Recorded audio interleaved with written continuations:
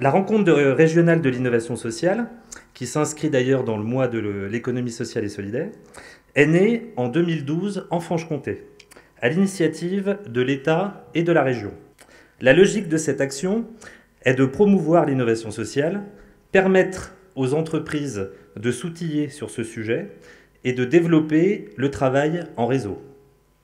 L'objectif de cette rencontre régionale est de partager ensemble les actions et les travaux menés sur 2019.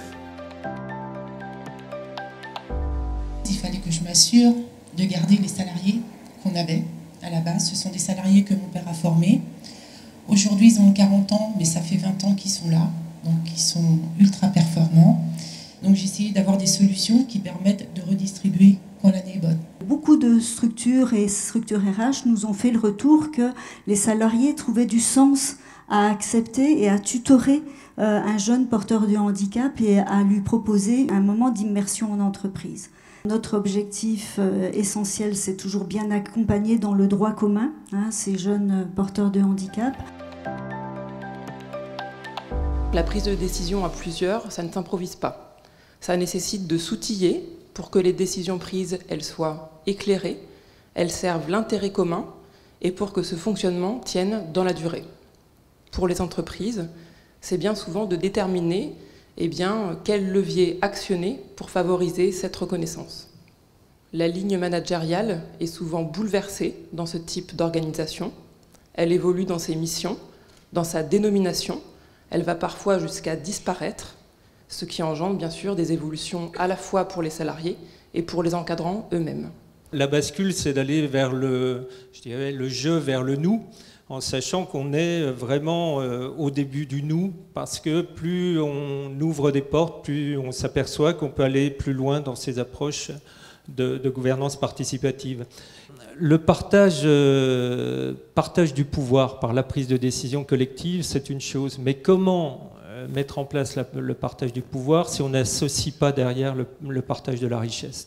Et aujourd'hui, quand on voit le chemin fait depuis 5 ans, on commence à imaginer, on commence à toucher du doigt une recette qui est la nôtre, en fait, en termes de management et de gestion de notre entreprise. Elle est basée sur 2 choses évidentes. Alors, dit comme ça peut vous paraître vraiment évident, c'est la simplicité et puis la communication.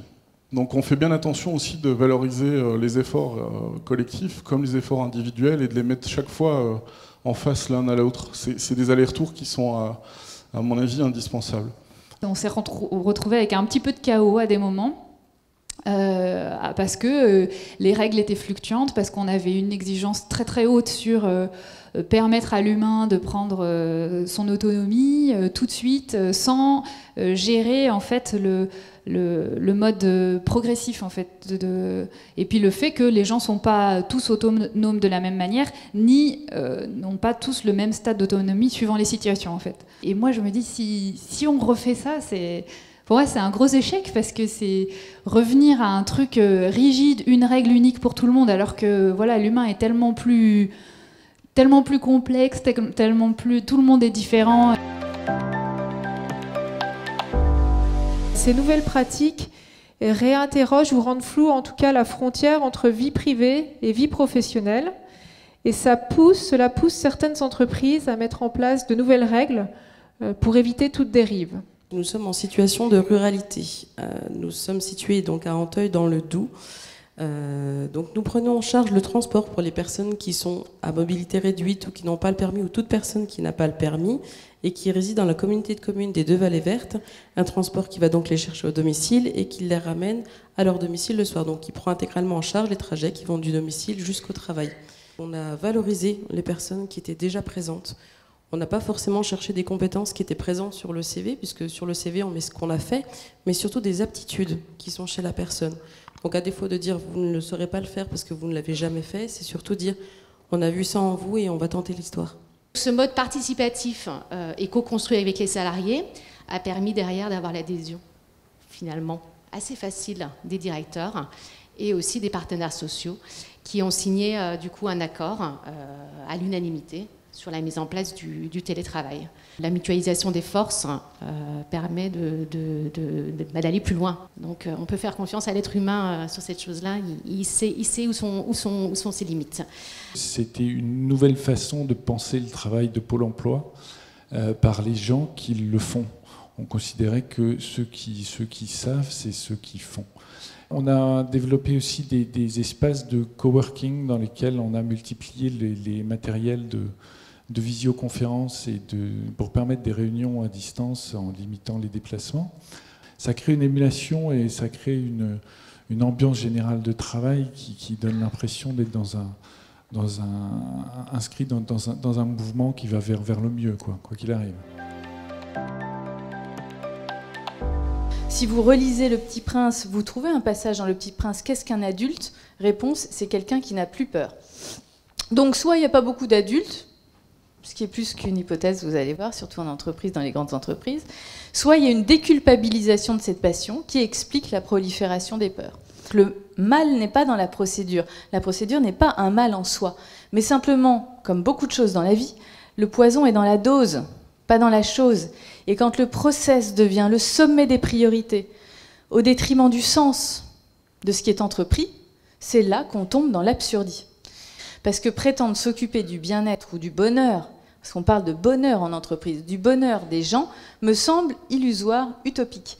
Et un peu totalitaire aussi. C'est une affaire entre soi et soi-même, le bonheur. L'intuition, c'est pas du tout du flair comme ça qui sort de nulle part. L'intuition, c'est la sédimentation, le condensé de toutes mes expériences passées, qui fait que je ressens intuitivement le sens d'une situation. C'est lié à l'expérience, l'intuition. Mon travail n'a de sens que s'il est au service d'une extériorité, quelle qu'elle soit, c'est-à-dire gagner de l'argent pour nourrir mes enfants, avoir une reconnaissance sociale, aider les autres, peu importe l'utilité, vous pouvez trouver 1000 finalités à votre travail, mais c'est pas le travail en soi qui a du sens. Travailler pour travailler n'a aucun sens.